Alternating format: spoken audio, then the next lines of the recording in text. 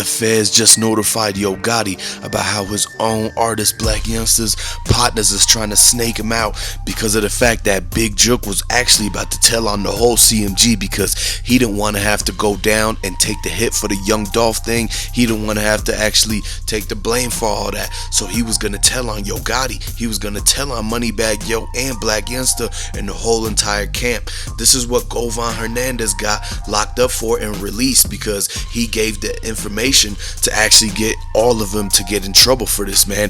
This RICO, the feds, they have a 99% success rate. And if you guys are fans of Young Dolph and you want to get justice for Young Dolph, you got to comment, put the Dolph emojis in the comment section. Let me know where y'all from, who you rocking with, because right now, as they look at it, CMG is over with, man, because of the fact that Yo Gotti's own people, they actually going after him due to the fact that it was already people who was taking the stand, who was already people who gave statements saying how they did Young Dolph, who sent the money, how they had people hired and ready to go, how they had the people at the cookie shop in on it and everything like that. Because one thing you gotta understand is that it's a small town in Memphis and a lot of people switch sides, and so a lot of the people who actually felt bad about setting up Young Dolph and they didn't want to have to do the time for doing the crime, they actually getting ready to rat on Yo Gotti. They ratting on Black Youngsta and how it all went down. They got the fingerprints, they got the images, the footage and everything like that. They actually found the fingerprints of whatever was going on at the back door of the cookie shop. It was the same fingerprints that ended up being at the CMG office. And so when they tracked it down, they knew Big Jook had something to do with it, and him and Govan Hernandez was the people who was actually like in charge of setting it all up. Basically, they had to get the money from somebody, and they know that like there's not a lot of people in Memphis that was going to be able to cut $100,000 check like that on Dolph's head. And so when it all came down to it, they found the note, they found the bank slip that ended up coming back to the Yo Gotti and his brother's whole CMG account.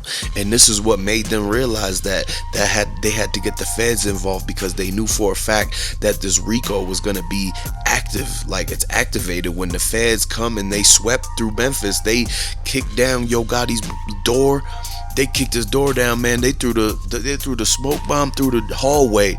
They went, put a burlap sack over Yo Gotti's head. It wasn't big enough to fit. His head was bigger, so they had to put a whole garbage can over his head, garbage bags. They zip tied him and walked him out.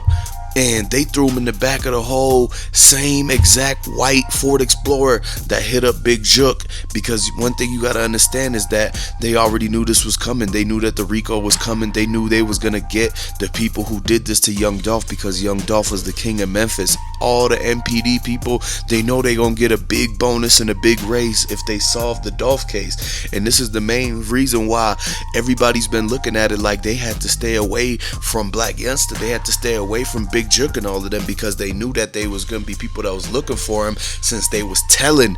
And so this is the main reason why Black Youngsta fled to Mexico and Yo Gotti moved to Bali and moneybaggyo moved in with Ari and everything like that.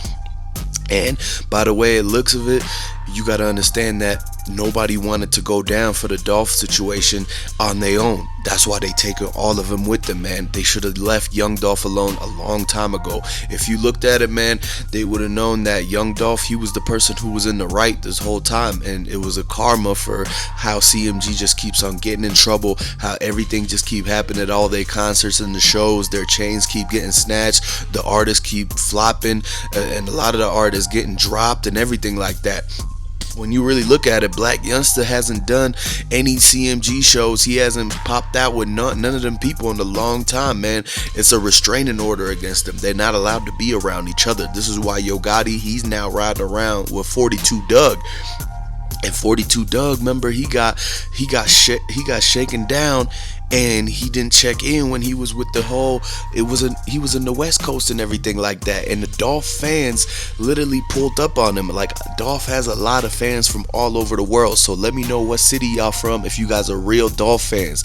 Like this video and share the video and subscribe to the channel if you guys are rocking with Young Dolph and y'all been with them since the first day, man. And if you really look at it, 42 Doug and them, they can't be saved by this. This is why they should distance themselves from Yo Gotti, to make sure sure that they're not involved in this whole entire street beef, because that's what it all comes back down to, man. The beef between Yo Gotti and Young Dolph, it was all over a female. It was never worth it. This is why y'all gotta realize this street life thing, man, it's not worth it for y'all, and you should just be taking care of your family. You should be getting your money like how Young Dolph was doing. He was teaching a lot of people how to mind their business and get their dollars up, and this is the main reason why Yo Gotti was mad, because he couldn't match that energy, and he was not the king of Memphis. And so that's why Yo Gotti was envious, jealous, greedy, whatever you want to call it. It all basically hypnotized him by the hate, and everywhere he went, he heard Young Dolph music in the radio. He pulled up to the corner store in his old hood as people playing Young Dolph on the subwoofers, passing by in the lowriders and the donks, and box Chevys and everything, bumping Dolph. And then Yo Gotti goes to his baby mama crib, and his baby mama's choosing, and she's even with Dolph, and like they found one of Young Dolph's Dolce & Gabbana shoes at his baby mama's house and everything like that, because when people come into people's houses, they take their shoes off. And so this is what Young Dolph did, because he was a respectful person. He took his shoes off at the baby mama's house of Yo Gotti when he went and basically smashed her, because of that's what their whole beef was about. So once Yo Gotti found that out, man, he was hypnotized by the hate, and this is when he knew that he was going to try to take out Young Dolph. They tried to do this to him in Charlotte, North Carolina. They tried to do this to him in Los Angeles. They tried to do it to him in Memphis and so many other places. Dolph wasn't fazed by all that, because he had the bulletproof truck. He had a whole bunch of people around him in his PRE camp who was actually going to be able to be seeing it coming and everything like that, except for that one final last day when he basically got set up by a whole group of people, because nobody showed up to be by his side except for his brother. His brother was right there trying to fight off all of the intruders that came in, because they knew that it was a struggle at the back of the cookie shop. Dolph was already down when the whole cookie shop scene happened.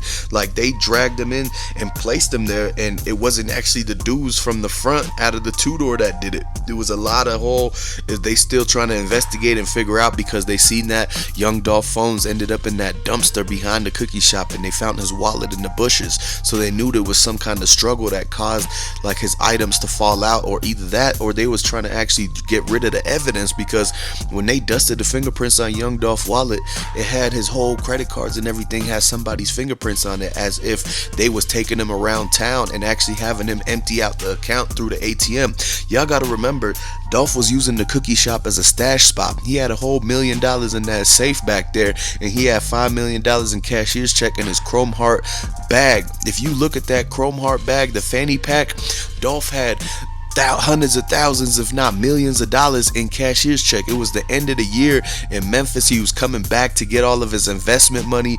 He actually loaned the cookie shop people a bunch of money, and they knew they couldn't pay it back. So once Dolph pulled up there, and the whole thing was bad. As soon as he got in Memphis, people started following him everywhere. The last place he was seen at, like walking and talking and everything, was in the parking lot of the Ruth Chris Steakhouse. That's when somebody pulled up in a whole SUV in the Bentley, and they whacked him in the side of the head with an iron bat. That's when the Dolph shoe fell out.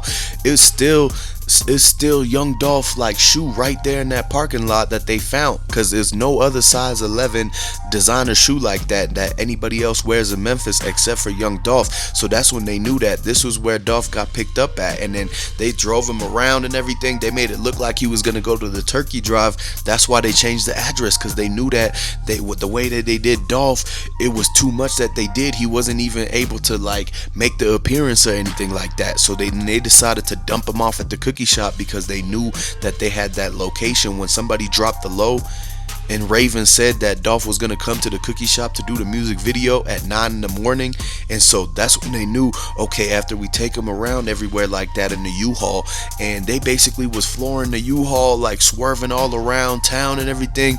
It was he was bouncing in the back and everything like that, man. When I really look at this, it was a sad situation the way that they did Dolph, and this is why the karma is coming after them, because nobody could do something like that and try to think that they're gonna get away with it, especially while the main person who's watching, there's always gonna be that one person who knows everything that's going on, man, and that nobody can run from. And at the end of the day, the karma is going to be affecting you, because you know what I mean. And so at the end of the day, people realize that they should have left Dolph alone, and this is why they all getting in trouble. They had bad luck from this all happening. A lot of this, like everybody from CMG, the concerts basically got cut off. None of the janky promoters are booking them anymore. They started booking Finesse 2 times, and then once Glorilla joined CMG, that was the biggest crossover ever, because like she was actually in the gym taking pictures with Young Dolph, like as a fan, getting autographs and everything like that. And then she was on Facebook talking about, oh yeah, yo Gotti's big head and he'll never amount to what Dolph did, and he's not the king of Memphis, this, that, and the third. But then all of a sudden, when they dangled that $60,000 signing bonus in front of her, she quickly switched sides and signed with CMG.